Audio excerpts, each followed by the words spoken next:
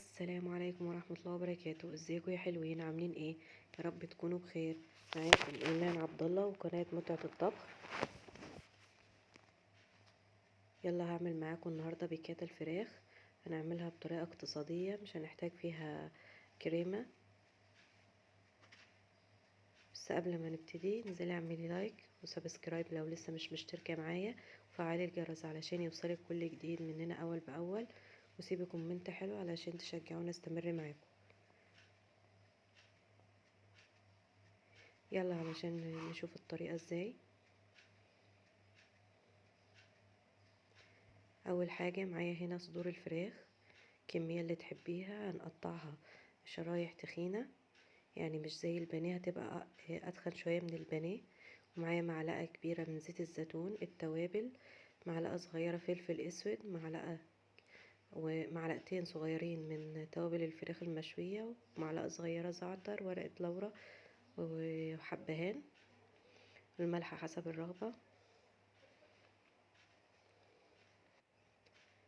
هننزل على الفراخ بتاعتنا بالتوابل وعليها الزيت، وهنبدأ بقى نفركهم كده مع الفراخ، بحيث التوابل والزيت يتوزعوا على الفراخ من كل الجوانب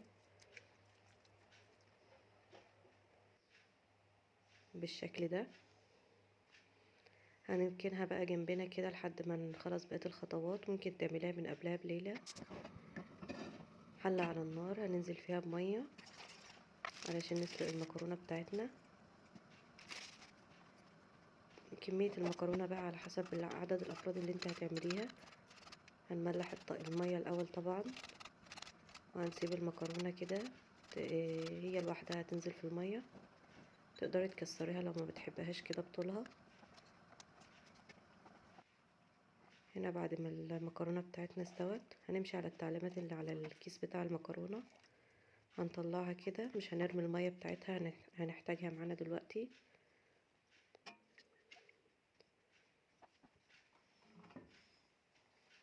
هنجيب بقى المكرونة بتاعتنا بعد ما تصفت من المية، هنزل عليها بمعلقة كده من الزيت، ونقلبها علشان ما تلزقش في بعض، ونسيبها على جنب. هنجيب بقى الفراخ بتاعتنا، ومعايا هنا مكعبين من الزبدة، ومعلقة كبيرة من الدقيق، بصل اخضر تقدري تستبدليه ببصل عادي، فلفل حار، وفص ثوم، ومعلقة صغيرة من الصلصة، وحزمة من البقدونس. ودي المية بتاعتنا هنستعملها معاه. اخر اضافة معايا هنا الجبنة الرومي، هنستعملها كبديل للكريمة.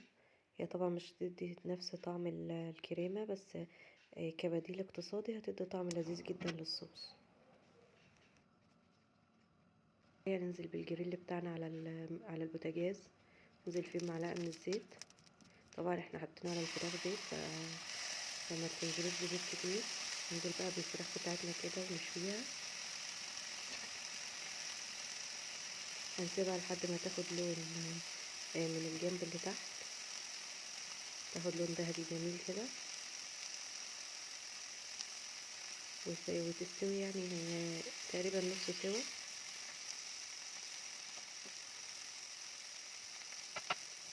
ونبتدي بقى نقلبها،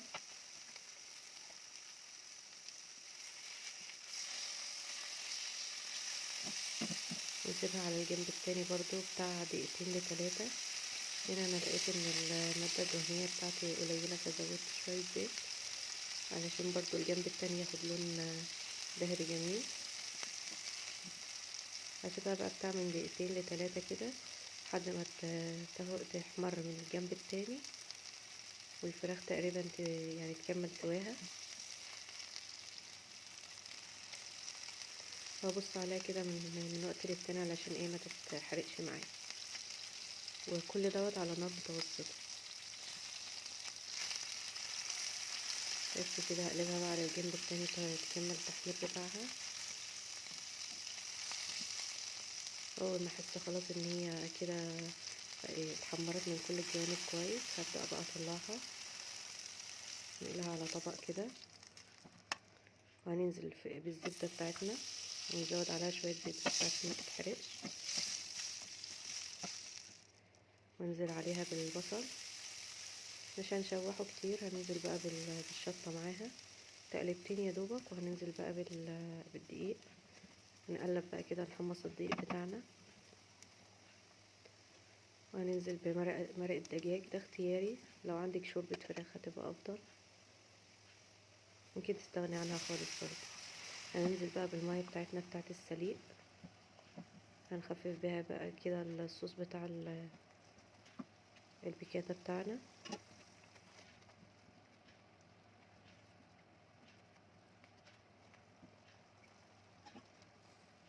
لما تحسي ان الصوص تقل معاكي خففيه بالمية بتاعت السلق. هننزل بالثوم، وندوق الملح بتاعنا ونظبطه.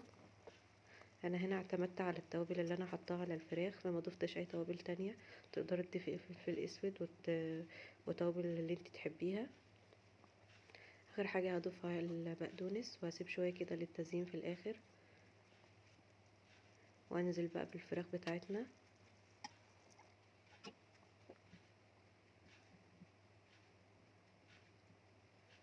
هنا قوام الصوص انت تقدري تظبطيه براحتك، يعني ممكن حد يحبه تقيل، حد يحبه خفيف، انا بصراحة بحبه جوسي كده وخفيف.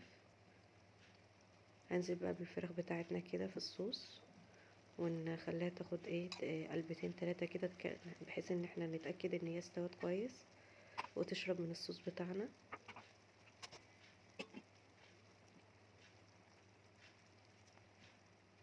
دقيقتين على الجنب ده ودقيقتين على الجنب دوت،